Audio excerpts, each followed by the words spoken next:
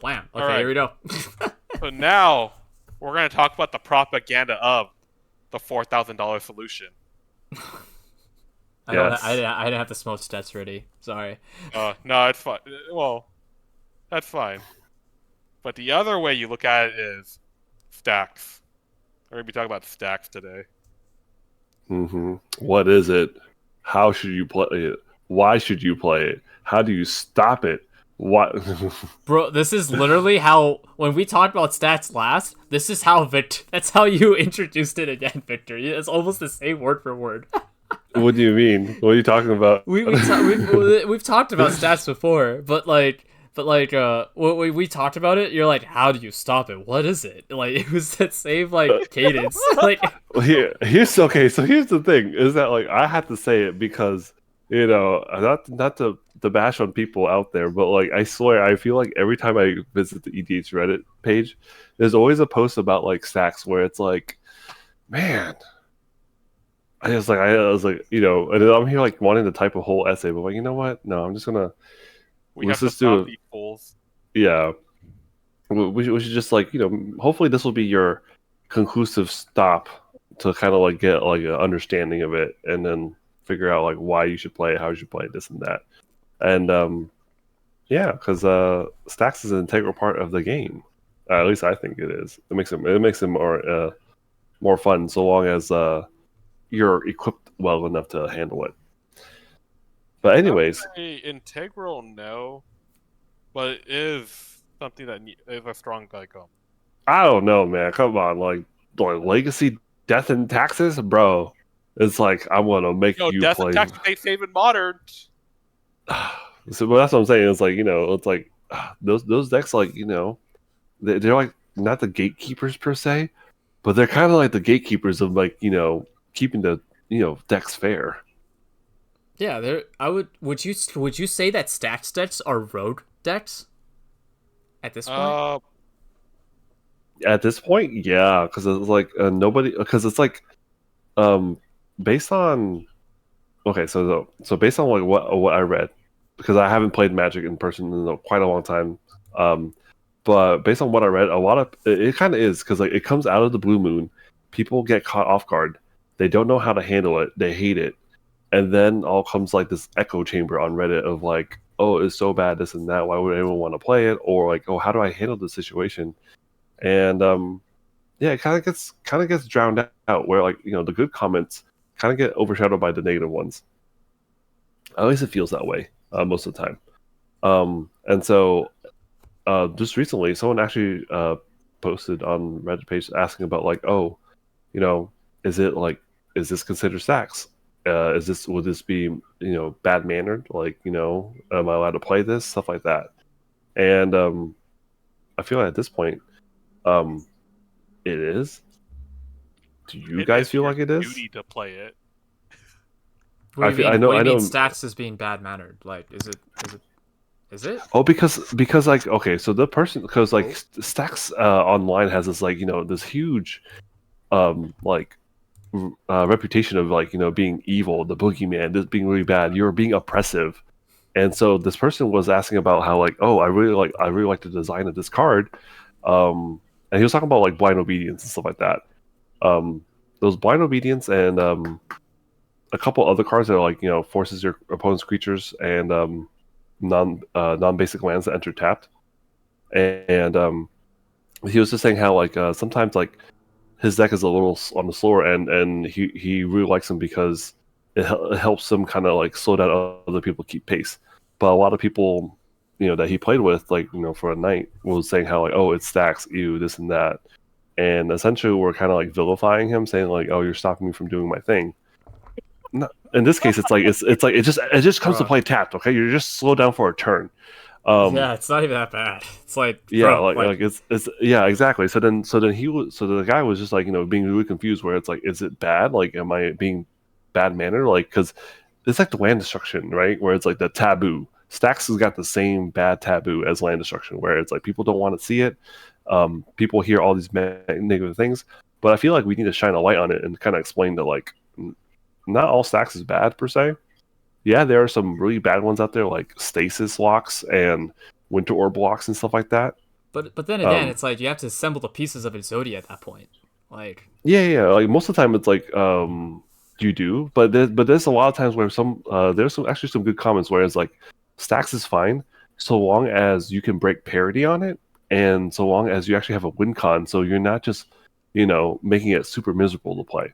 And I think that's another issue too, is that because nobody wants to talk about it and nobody wants to like actually shed light and educate people how to play Stax and how to play against it. When someone wants to try it, they're too scared to ask the internet for help, or like or they're misled to wrong information. And so when they actually put the deck together, they have no idea how the deck works. So it's just like this circle jerk of like draw. Okay, I pass because none of my stuff untaps. You know what I mean? Like, I also think that like when you like look at like stuff like EDH Rec, like about what stacks cards and what to play and all that stuff, like I think it kind of ruins like your deck building process, because like not all metas are the same. Like your group's meta is vastly different than like another group's meta, and like on the other side of the country, or on maybe even like on the other side of the world. And like like Cambodia. Or even just your local game store, you know what I mean? Because like, what if you just have a little Timmy's who just play dinosaurs? yeah, like Thorn of the Amethyst or Thalia, like would just get ran over by like very creature heavy decks, and it's like, well, it's a stats piece, and it's like people might grimace about it, but if your deck doesn't really get affected by it, then you kind of can't cry about anything. Like you see Thorn of the Amethyst, oh no, my ramp spell is 1 more mana, oh my goodness, or oh no, my rock is 3 mana. Oh, now if you really needed it, then you probably shouldn't have kept a 2-land hand. Or what's also funny too is that I think people also need to like flip that switch about like stacks. Like I think people need to play to win. I think when people play at their best, those tends to be better in my personal opinion. Whereas like, because that's where your games are really close, because then you're making really tight plays and they're going to be really memorable plays. And I just think the funniest solution, do you remember that time where was it, I know it was you, me, it was Jedi, it was either Jan or Chris, but it was just like the funny, like I was saying how like I only need to run faster than the person who's in front of the bear. so the whole point is that like, yeah, the stacks piece, like it hurts, it slows down other people, but if I can keep pace and not be last place where I get got by like the bear or whatever have you, whatever the threat may be at the time, then I'm fine. And people need to like learn to kind of like be comfortable in uncomfortable situations. And I think that's the issue, is like the moment that they're like, oh, mildly annoyed, they gun after the stacks player. And they don't realize that like a lot of times like Stax players might be holding back something far more dangerous. It may not. It depends. Well, every local meta is different. Like but usually combos are a thing. And if you play a lot of sphere of resistance, taxation effects, and stuff like that, that prevents like these wombo combo like 2-piece non-creature spell combos. The moment that you destroy it, then oh hey, like all hell breaks loose, and then all of a sudden like they just win on the spot.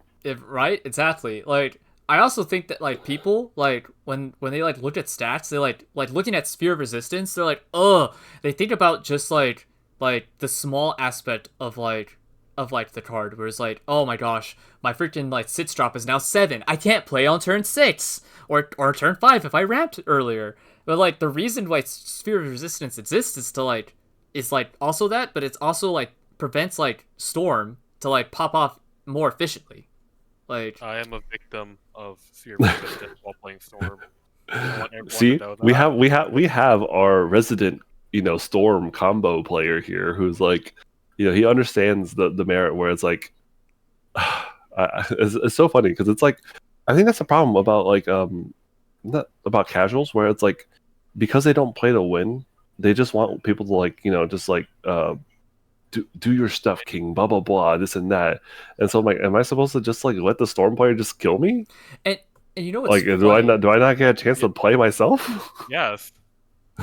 What's extremely funny is that like usually the decks that aren't really that affected by it, I feel like they're the ones that cry the loudest. When like it's because it's I'm telling you, It's the players. They just don't like uncomfortable situations. So like a tiny minor inconvenience, they're like, oh, Yeah, it's I just hate it. now. I would say there's some stats pieces that do warrant that hatred, but it's like sphere resistance is not one of them. Like it's just mildly annoyed, and that's it. Like I would say it's mildly annoyed if it doesn't affect your storm, or like if you don't combo Wait, off. it always affects my storm. No, Hold no, on. I know. I'm sorry. If you're not playing storm or like a combo deck that you need to play a lot of spells in a single turn, then really like if you're playing like a, I would say quote unquote fair deck where it's like you make You one or just- two plays a turn. Like Like you just ramp and play at one big fatty a turn. Does it really affect you? no, Maybe, maybe. but like not really. No, you could easily avoid. You could easily avoid it and break parity. I mean, also another card I was going to talk about is freaking Tritosphere too. like, but if people see it, it's like, I think it's like Tetch syndrome. They see it and they're like, oh, they don't like it. But it's like, bro, if you play higher than 3 mana CFC cards, you're fine. Don't worry. It's just like for the people that want to play busted stuff. I'm telling you, man, it's literally just like people are not comfortable playing in a in an uncomfortable or like a slightly inconvenience. Like any inconvenience, it triggers their like defense mechanism, and then they go berserk. They see red, and they just want to destroy the source of. They want to destroy the source of their inconvenience, even though it's like see blood.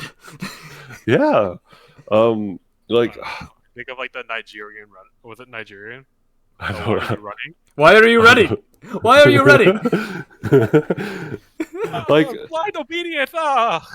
like okay, like and you have experience with this firsthand, don't you, Mitchell? At MagicCon Vegas, where like you played like a very like not even that oppressive of a Stax piece, I think it was someone sphere Lifestyle? resist. What was it?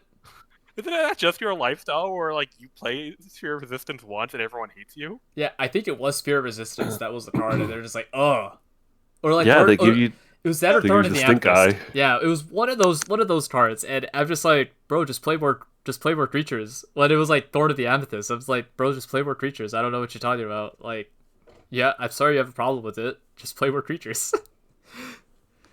Well, also here's the thing too, is that like I know this is kind of a funny story, but I don't know if you remember this, Mitchell. I think you and also different Chris, but like had an issue about Stax because it has like that boogeyman vibe to it, right? Like similar to like land destruction. And when I mentioned about like, oh yeah, like I kind of want to build Stax deck, like, and you're like, oh, Stax, like, no, Stax is disgusting. I would not want to play with you. This and that. This is back in like, no, this is what I did. 2013. I didn't understand. Yeah. Well, you didn't quite understand it. Like it was like 2014, 2015 or something like that, I think. And then I was like, dude, do you know what you're playing? And you're like, and then you're like, what do you mean? I'm like, the stuff that you're playing, it's like your combo deck is Stax. It's not even okay. It's not, and then you're like, what? And I'm like, it's not oppressive Stax. Like you're not hard walking me out, but you're punishing me though, because it's like every time I'm playing non-creature spells, I get drained. Creatures entering tapped with like blind obedience, and then like you have graveyard hate. Like it wasn't rest in peace. It was like something like whereas like whenever a creature dies, yeah, it's like small things that like you wouldn't think that was like Stax pieces, but like yeah, those are forms of Stax. It's like and that's the thing. It's like Stax just because it's like it has that boogeyman thing. A lot of people refuse to learn, but when I finally enlighten you about it, you're like, oh my gosh, this entire time, like you've been enlightened, and now you embrace it. No, yeah, I was because I looked at it as like, no, I'm just playing up like I'm just punishing you. I'm a Punisher deck, and it's like I didn't realize that it kind of lies in line. Not saying it's exactly it, but like it lies in line with that type of playstyle or whatever. Like another example of like a combo is what's his Rurik Thar. Oh, dude. Yeah. Oh. Yeah. You had to Rurik Thar too, right? I did, and what's funny is that for the longest time, I was like, I did not want to play. Oh, I spelled Rurik Thar wrong. How do you spell Rurik Thar? Ruric, I think, just Rurik. Yeah, RUR. I see. Bro, I'm getting like foreign text. Is it? I thought it. Here, I'm just gonna type Are in you? There we go. Yeah. Hold on. You forgot the R. Rurik. Oh, that's why. Never mind. Okay, we got this. Yeah. Oh my gosh, this card, dude. Like, I love Rurik Thar. Yeah, no, that's what I'm saying. It's like, it's not necessarily like, hardcore walkout, but it definitely you put your opponents in like this very uncomfortable position, right? And then so there's varying degrees of what Stax is, and I feel like we need to, clear it up with everybody that like we should define what Stax is. And that way people like can kind of like know that like it's not that bad, guys, okay? Like it's not I don't know. I'm thinking of like you know how like those funny cat memes of like they think it's a snake but it's like a toy or something like that. It's like and they freak out. I feel like that's like the community where it's like, what is that? It frightens me. It terrifies me. I'm like, chill. It's a toy. It's not that bad. It's a game piece, guys. Just a game piece. It's a game piece, guys. Chill. Yeah. So like so do you want to like, kind of like define what Stax is? Because like I guess it's just things that kind of help like restrict your opponents per se or resource denial. I say, and that could... Sorry. Oh no, you're good. But I came up with like an acronym. It's like because like the origins of Stax is like everyone always mixes up the origins of Stax because I think we all like thought it was from I thought it was from Smokestacks from like the standard deck from like the Urza's like Saga days, and it was playing Smokestacks and Tangle Wire and a bunch of like other stuff in it, and it was just like oof, oh my gosh. I didn't play per se like back in the day, but I remember my uncle when he like told me about it, and then like he was playing where it's like it's miserable, it's like brought PTSD. Mm. That's funny. But pretty much like there's also another version of Stax where Stax came from like the 4K deck because of how valuable it is, but it is just so happens that deck also has Smokestacks, Tangle Wire, Seer Resistance, and other like resource denial stuff. But yeah, so that's wait, did you say the acronym? No, not yet. So my acronym that I came up with is sacrifice, taxation, attrition, and the X's, etc. Things that denies your opponent of resources. So that's like the easiest way I would say to help you remember what Stax is. So things that make you like sacrifice because smokestacks. You're gonna be locked out of creatures. Taxation effects like God Pharaoh Statue is a great one, right? Cost 2 more, similar to the Thorn of the Amethyst and whatnot. Attrition, things that kind of like it's a game of attrition. You're resource denying, so you kind of have to capitalize on, maximizing what you can do, breaking parity. That would be the most ideal situation, and then then your opponents have to kind of like figure out how to get out of this like sticky situation, and etc. There's varying degrees of it, and you can kind of like argue certain ones like propaganda and ghostly prison. There's Stax light, where it's like you're taxing your opponent's ability to attack you, but some people will argue that they're more pillow forty. But it is technically a resource, right? Attacking a person is like a game action. Mm-hmm. So yeah, so hopefully that kind of like acronym is going to help people understand more. Unless you guys disagree and my acronym is not very good. No, I think it's solid. I mean, see, we were making fun of it during like the pre-show, but this dude literally just made the acronym on the spot, convinced himself it was real, and I have never heard it before. Ever. I've heard Victor say it before, but I thought that was established. I didn't know that actually Victor made that up. I made it up. So when if anyone ever flack for it, I'm like, all right, this is what Stax is, okay, guys. It's just we're all like, it sounds good enough for me. It's real. I just I just want to I just like to teach people and like enlighten people, like Mitchell when he was in his pre-pubescent phase of Magic, and he finally realized I love Stax. I was my worst. I was my worst enemy. Exactly. You didn't realize what you were, and then you're like, yes, I love to punish and to oppress people. Well, wait. Wait. You went from I love Stax to like I am Stax. Yes, yeah, I am Stax. It was like cue in the whole Bane meme where it's like, oh, I was molded by it. No, I think that's actually true. That is true. That's truth right there. Like I was molded by it. Like literally. Oh my god. Yeah, because like honestly, and then the reason why Stacks was so important for our meta was like, we did some degenerate stuff. Honestly, Back we then, had when our. we thought, I just want to storm. Well, we weren't that. I We just weren't want to that. reanimate. All right, we weren't that degenerate. Guys. Yeah, I know, right? It's like it was just like we. If anything, okay. Realistically speaking, the most degenerate things I could think of is like we had Jedi with Mayel, who was just cheating patties. We had a reanimator deck. We had some graveyard shenanigan stuff. The graveyard. Yeah. Yeah. And then we had like Chris, our other friend Chris Fan with his Gave Oops I combo deck, and then if he doesn't even Oops I combo, he is just like Oops, I valued.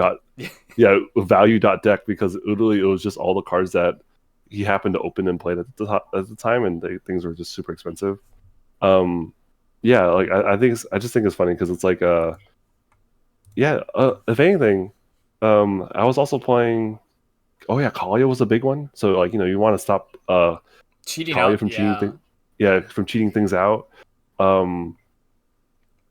Yeah, it was just So like Stax was surprisingly like a very important part of our meta, just because it's like we were all doing like somewhat degenerate stuff. At the time, it wasn't that bad, but as like we grow in experience, it's like we trim down our decks, become more leaner and everything, and then like things become more degenerate, more fast, and like it just became an arms race kind of a little bit. Would you say that Stats actually like glued our group together to keep playing Magic? Because we always wanted the next new thing to try to beat not the Stats deck, but just to beat the oppression, I guess, of each other. I think so. Like half of us, like I think it was me and you, would play some like light Stacks interaction, right? Mm-hmm. And then both Chris's did not care. They just want to do their thing. And then it wasn't until our Chris now, where he came in and Chris, you're like the hybrid, where it's like I think you did have some fair decks, but you also had some storm decks. So it depends. I would say so. It definitely helps because decks were all storm or storm light. No, you had I was gonna say like your Electra deck's pretty fair, but it's graveyard, so it's like yeah, but all my unfair decks are pretty much storm or storm and friends. Exactly. So that's what I'm saying. It's like I feel like you play on the line of like you can play storm, but you can also kind of play slow and grindy. So I would say partially yes. Stacks definitely helped because it's like it also makes for fun like evolving metagames. And don't even get me started because it's like when like Jedi left our group and he came back and he literally went into the hyperbolic time chamber and like was playing CEDH. Yeah, he went on a journey. Like he disappeared for like 3 years, and then he came back, and then it's like, oh yo, like you guys still play Magic? Yeah, man. It's like, oh yo, bro, like check out my Arkham Daxon like CEDH list. I'm like, bro, what is this? Bro, like, and like I was like, yo, all this fast mana, all this crazy stuff, and then it's like, yeah, let me introduce you to some of my friends who also play CEDH. And then like this is where Stacks really became important. Because like for us to keep up, because we didn't have like the crypts or the vaults or anything like that, we had to like we needed to play Stacks.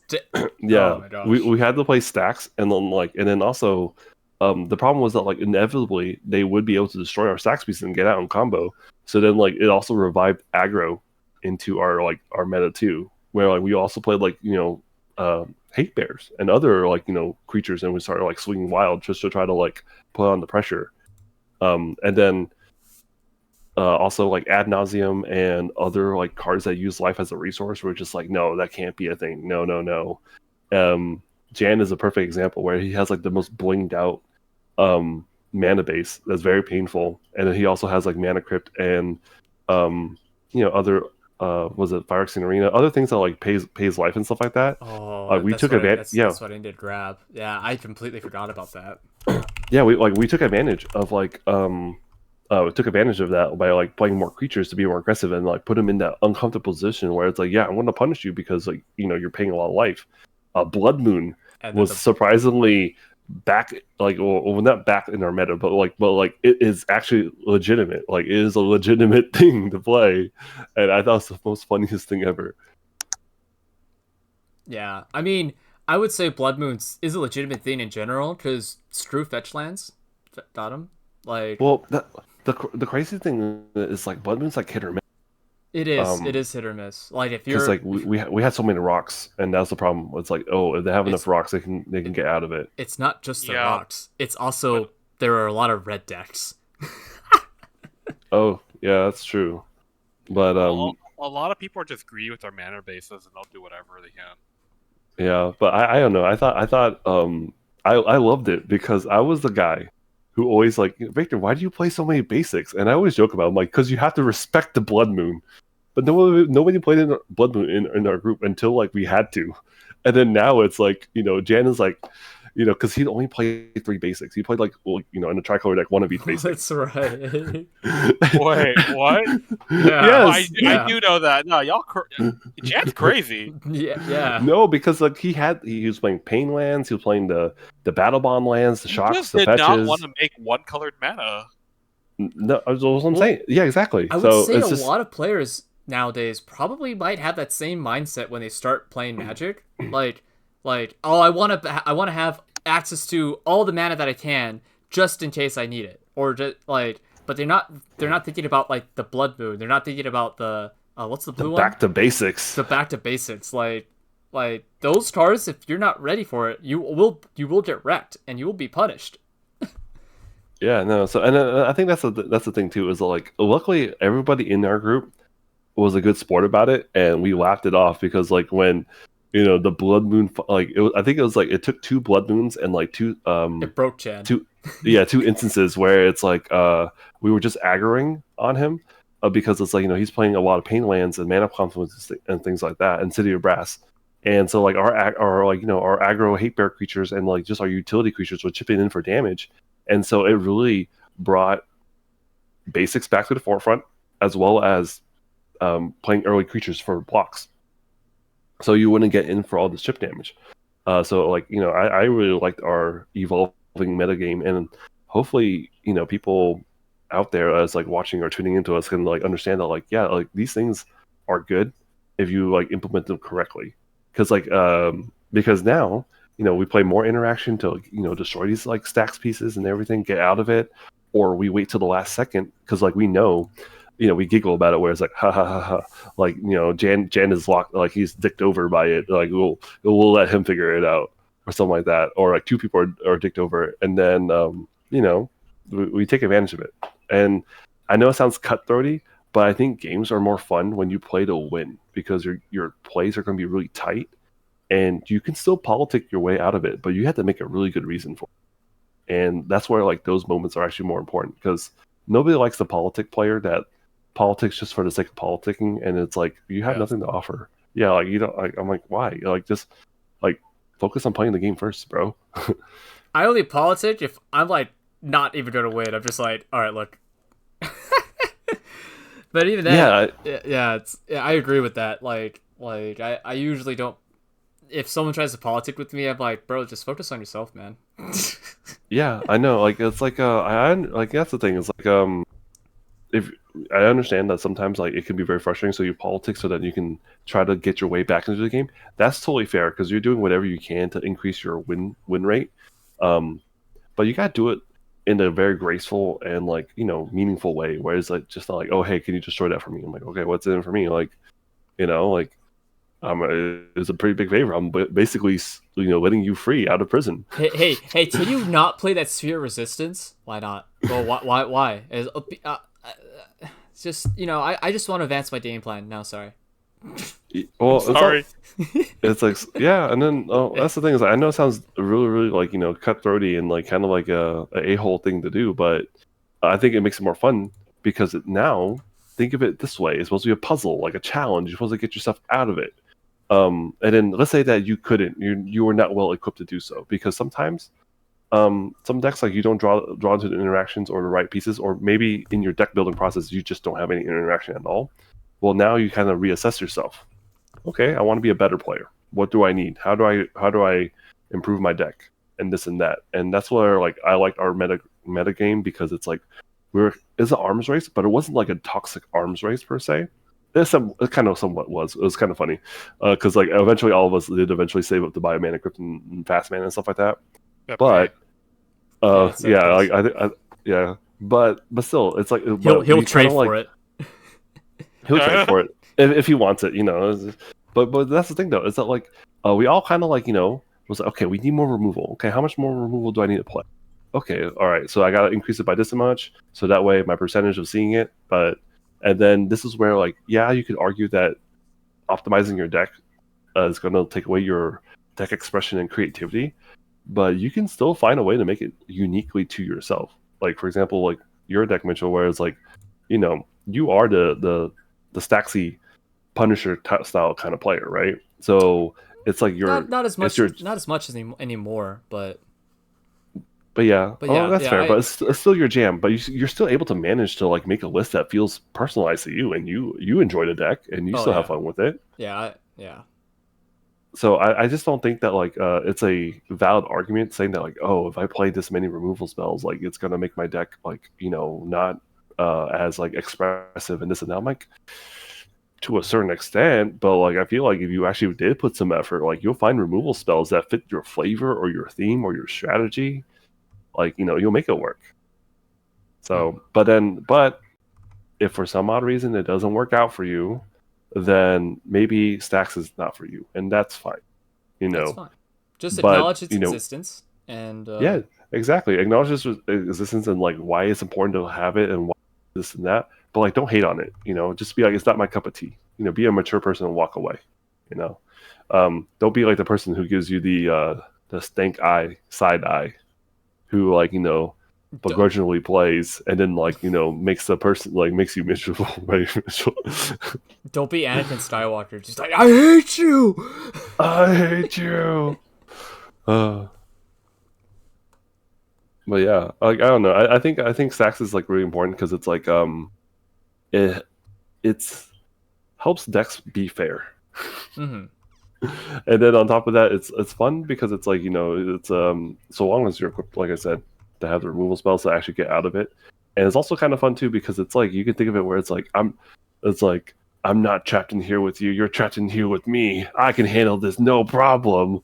And then think of it where it's like the other two players, like they might hate it and be like, haha. So think of it in a positive way, glass half full mentality, where it's like, yeah, it sucks, but I'm a strong man, I'm a strong deck, I'm a strong person, whatever. I can handle the situation. I'm a strong person. Yeah, I forgot. It's like, I have no idea how many female watchers we have, but none. But for anyone who tunes in, just think of it that way.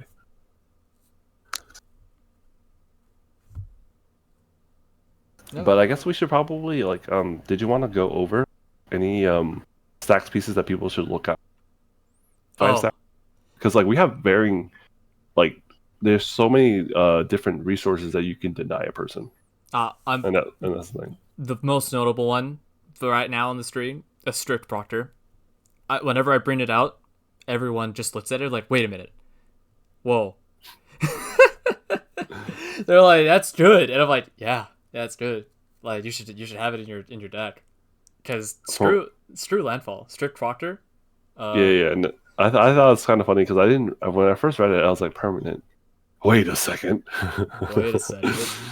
It counts lands, and then that's the thing too. Like, you know how people have that taboo about land destruction? I feel like people are taking advantage of the same situation, where it's like, no land destruction means you get to play all the busted landfall stuff as well as like busted lands, right? Right. No stacks means that you get to, play busted storm combos, and like if like and then the only ways to stop it is if you have a counter spell like just in time, and even then people get hate on give hate on the Yeah. counterspell. It's and then like people get hate on the counter spell. Exactly. So it's just kind of like I feel like people are just taking advantage of our like friendly social conduct code, whatever, the rule 0, and it's like, what am I supposed to do? Just die? Yes. Like, I don't understand why you keep complaining. You're supposed to just sit there and take it. no, I will fight back. if I could fight back with $1, if I can play Rule of Law, which is a $1 card that beats like your busted combo, Bro, I would. Rick cost me 35 cents. No. I'm talking about like Rule of Law, like just Okay. like if I want to play Rule of Law and like that's like $1 or $1.50 or whatever, and to stop your game winning play, of course I'm gonna do that. I'm not gonna spend like $80 for a Force of Will or $5 for a counterspell. I'd rather just play. I'd rather just play Rule of Law. Yeah, exactly. Of course, it's to each their own, right? If you preferred like doing the counter war thing, by all means go for it. But yeah, it's just like give Stax a chance, guys. And then the cool thing too is that when you're deck brewing, remember breaking parity. That way you can make the most out of it, and it's a fun deck building process. Like, oh man, how can I abuse this, right? So for example, like what's it called? Thorn of the Amethyst and Sphere of Resistance. They have that taxation effect. Well, guess what? What if you just play things that cheat things out onto the battlefield, like sneak attack? Yeah, and then the Crazy. stats players don't have to play. I think I took it out of this list because our meta has changed where we aren't playing stuff like that. So what is it? Did you play Containment Priest? Yeah, I think I was playing Containment Priest, but I took it out because I wanted card draw, which was Keep Watch. I know that was one of the reasons, but I don't remember the other ones. But yeah, Containment Priest did not make the cut. Yeah. Oh, and that's the cool thing too about Stax is that like it's a love hate thing about it, where it's like there's so many different Stax pieces that you can play that you just kind of have to pick and choose what fits your local meta game better. But that's the fun part is that like it's like you're like a Swiss Army knife. You come prepared. And it's like if you're playing a stats deck, like the way that I see it, like yeah, you can include all the stats pieces that are like very oppressive, but like I think you gotta focus on like one or two aspects of it. So it's like my aspect is that I want to prevent ETB effects because that's something that's kind of like way too much right now in Commander. So I play like cards like Torpor Orb, not even my sensor. What's the other one? The flyer. Oh no, I think I took it out. Oh, Hushbringer, right? I mean Hushbringer is Hushbringer. Hushbringer is one of them, and then that's also why the strict Proctor's in there because we have like landfall decks that are getting like ETB triggers or creatures. Like I know a lot of people like playing Ret Sage. Is like no, I'm sorry, like you can't play Ret Sage or just the funny story was it was you, right, who you had Torpor Orb and then Chris Fan was like Reclamation Sage, and then you're like cool story, bro. Yeah, cool. And then he's like he's like, oh, I'm gonna remove it. I have the removal right in my hand, guys. Okay. Ret Sage, and you're just like, okay. It's like it doesn't work. So we don't get too greedy. It's so funny. What is it? I have Cursed Totem in there because screw mana dorks, especially if like my deck can't like if I can't outpace the green player. I don't know, like what I'm thinking is like 2-drop stops the green player from ramping creature based ramp at least. Oh yeah, and then not to mention too, it's like you're playing to your deck strengths, right? So it's like none of your creatures really have like activated abilities, maybe one or two, but like most of them are like static abilities or trigger abilities. So yeah, it's like a kind of a freebie at that point.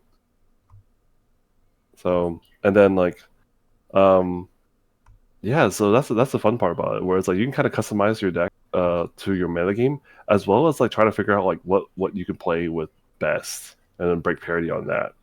Because if like people are playing combo decks, like why have Ghostly Prison and Propaganda? No one's attacking. Like, oh yeah, people right? Stop attacking Commander. Right? Well, yeah, exactly. It's like I'd rather just have a blocker instead. Like I'd rather instead of taxing people like to attack, because I'd rather if people are attacking, you're making the game go faster. Thank you. Let's put that another David, please. Or you could also argue the fact that like let's say that like you're playing a deck that is very creature white, and you know that you're in a very heavy creature meta.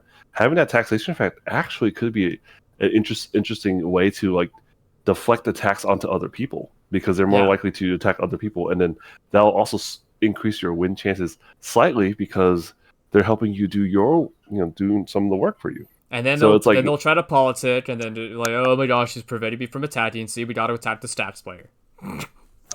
yeah, of course. But then now that you're educated about like thing, it's you should take everything with a grain of salt. Where it's like, okay, well, let me sit and analyze. How like is there argument have any merit to it, or is it just them complaining to get you on their side to like get rid of the Stax player? Because like you never know like it hasn't happened to us, at least per se, but I've heard hilarious stories where, like, somebody tutored or draw a lot of cards with, like, Mystic Study or something like that, but there's a rule law in play. And then, they couldn't, like, do, like, a 1-2 combo type of deal. Or they can't do, like, Ixalan Scepter combo, right? But the moment that the person, like, destroyed the rule law, they were like, oh, yes, now I can play, like, my 2 spells, and, okay, your 2 spells are great. They have lots of synergy. Next turn, person does like their Isochron Dramatic Reversal combo, making infinite mana, and then they just draw their deck and they win. And it's like, so you have to be like be very mindful about it. And that's where it's like one of the things where Stax is not inherently always the bad guy. Sometimes they're stopping an even worse guy. Yeah, and then and especially in a multiplayer format, like, use the Stax player to your advantage, like, if you can, and then get rid. Then it's like, yo, I'm done with you. Cut him out of your like just cut him out of the game afterwards. That's what makes it even more fun too, because it's you feel even smarter. You use this to your advantage, right? Even though, let's say like you're not the Stax player and you're playing with one, you can definitely use them to your advantage. Plus, yeah, you guys have to like people have to remember that Stax is like, it may sound OP because you're like you could be locking out or preventing certain game actions. That's partially true, but we're playing Commander, right? So it's a singleton format. They might not always have the right Stax pieces at the right time, and two is that they have to be very proactive. They have to play their stuff out first, and so it sets them up for a lot of blowouts through board wipes and everything. Because Stax is all about like kind of like placing all these like small little like locks, and you slowly build into like this perfect like joint lock where you're like, oh yeah, I'm strangling this combo player, just like but if anyone was to destroy like any of those layers, like it can quickly fall apart. So Stax is not that powerful of a strategy, unfortunately. It's probably one of the, I would say, the weakest. Like if you're like, you should, if you want to win, you probably, I don't know, like most of the time Stax has to win through combat, and we all know that combat takes a while. Yeah. And it's like, I feel like if your deck is struggling against Stax, like you need to change it up and add way more removal. Well, not way more, but add a little bit more removal, and then like the next time that you all play, like see if that was enough, and if it's not enough, maybe adjust it a little bit more, or maybe adjust like to change against like what their stat like playing I don't know what like everyone plays as stats, like, because I think like our mindset about stats is like, and how to implement it in like gameplay is way different than what the average player does. Like I feel like the average player is like, when they think of stats, they think of where was it Stasis, Grand Arbiter. I feel like this is like the premier, like people look at it as like, oh yes, he is a very popular face of Stax, that's for sure.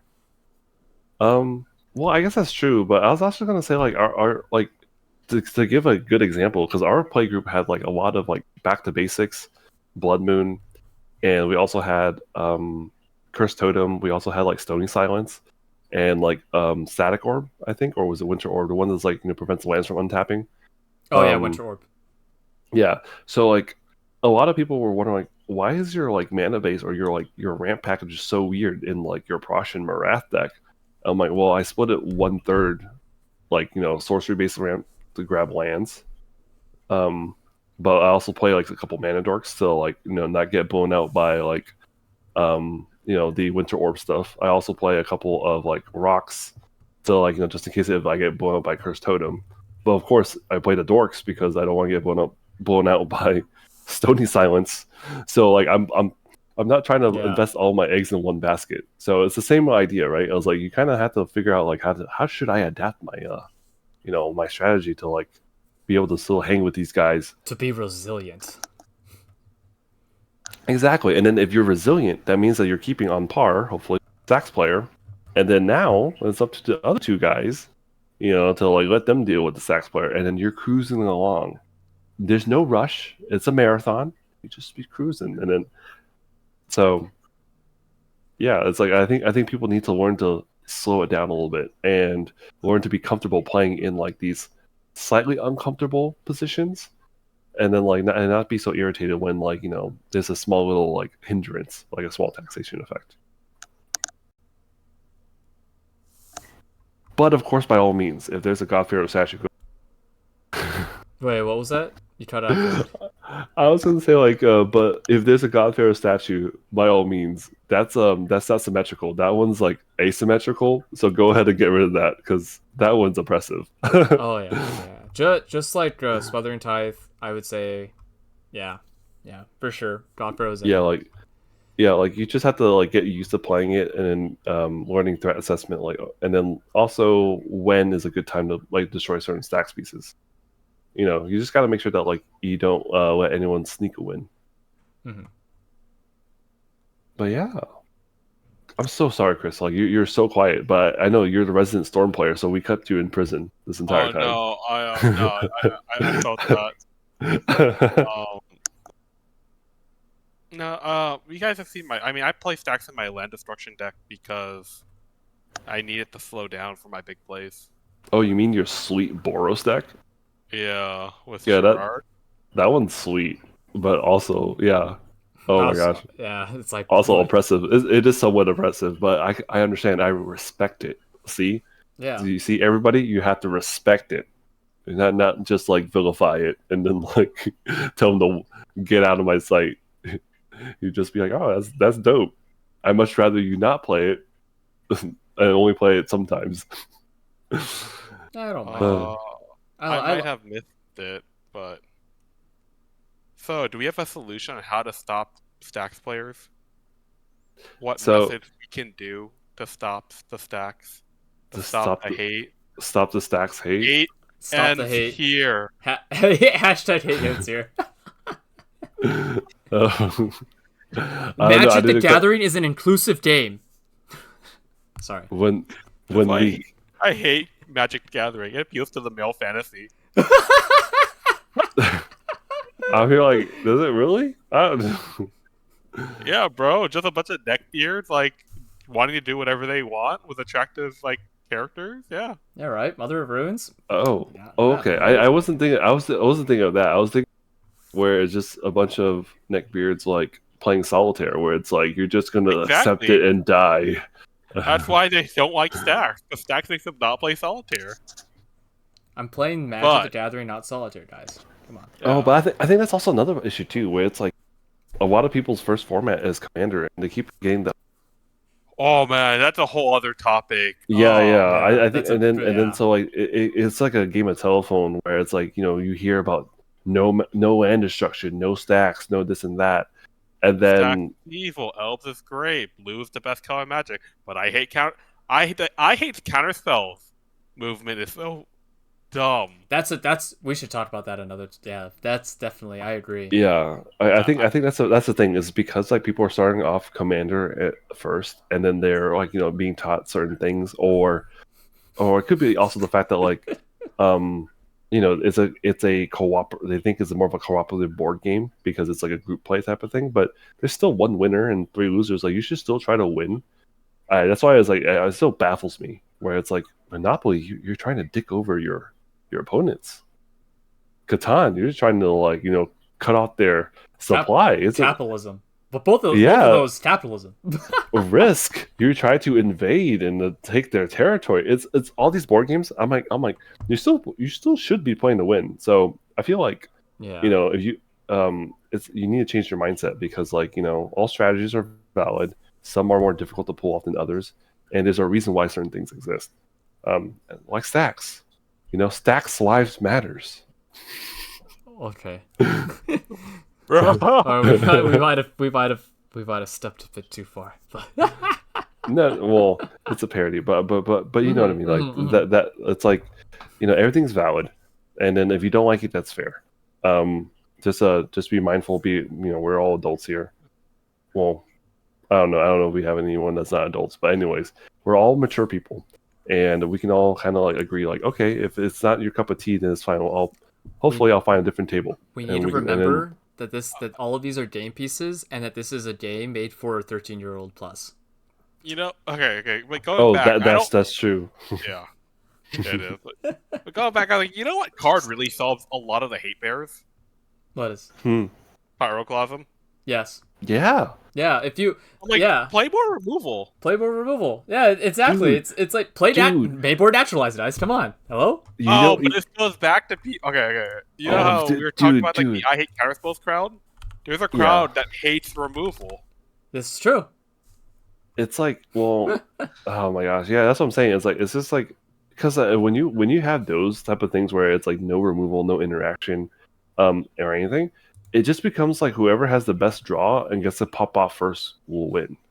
Yeah. And so it's like, yeah. So it doesn't really feel that great. But when you mentioned about Pyroclasm, I was gonna say, like, didn't we have like a phase where like we were playing like Anger the Gods? Yeah. Oh yeah. In standard or no, like in our playgroup, or was I forgot who it was, or was it Jedi who was like, "I'm just playing Anger of the Gods." It was Jedi. I think it was Jedi. Yeah.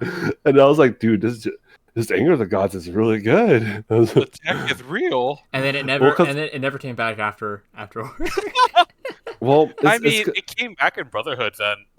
No, I meant it never came back in the meta, like in our meta. Like it appeared and then it like disappeared.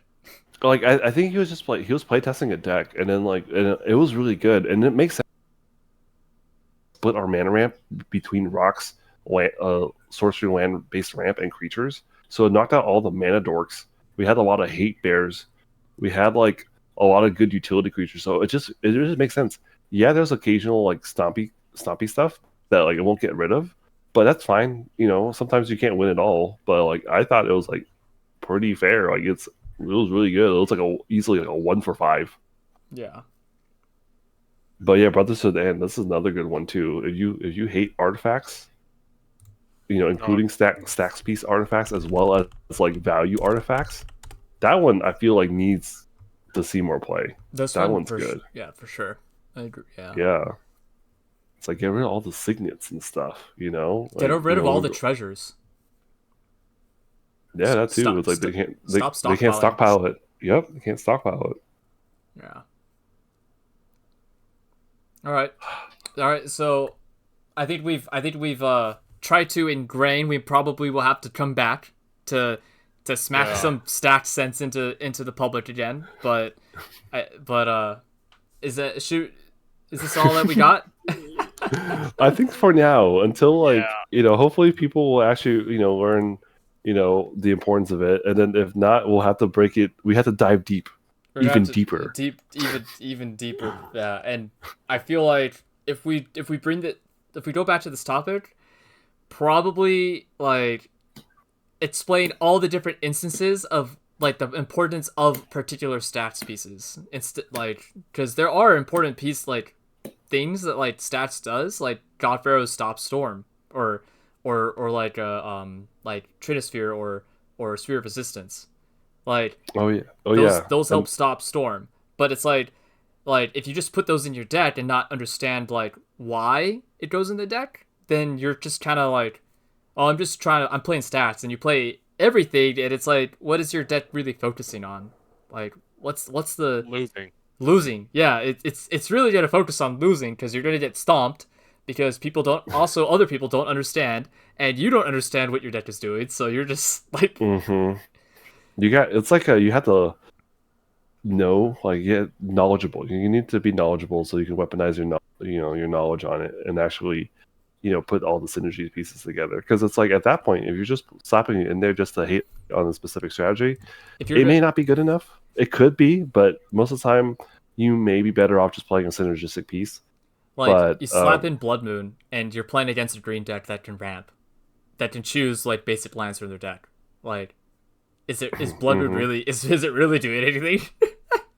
Well, even if it doesn't hit that player, you're probably hitting someone else. You are probably hitting someone else, but if your intent was like, what is the intent of the Blood Moon? Are you just playing it just to play it, or are you playing it to I play Blood Moon to try to any deck that can relies on a land-based ramp or mana fixing. That's why I play Blood Moon, and then I adjust my deck to be a little bit more red focused, even also in the basics. So then Blood Moon doesn't really affect me as much. But it's like, if you're just gonna play Blood Moon just to like screw everyone else, then it's like, all right, you can do that. But it's like, what's the purpose of your Blood Moon? Yeah, you're just gonna end up bringing the hate, and then you're gonna die, and then you're gonna cry about it, and then you're gonna be like, well, maybe you should have included a faster win con. It's out there. Yeah, so that's why it's like, you still need to end the game when you Stax people out. Yeah, I just want to reiterate. Look, if you need to kill the creatures, Pyroclasm. You know what kills a lot of the enchantments and artifacts? Disenchant. Yeah. Naturalize. So, like, here's a bunch of answers available. A lot of people just aren't taking them. Mm-hmm. A very efficient answers, too. Yeah. Mm-hmm. All right. So, yeah, we good? Any closing remarks? No, that was my closing remarks. No more closing remarks for me. Okay. Yeah, I got none. Good. Just run removal, folks. Yeah. Plain and simple. Yeah. All right. Anything in the news that you guys want to talk about?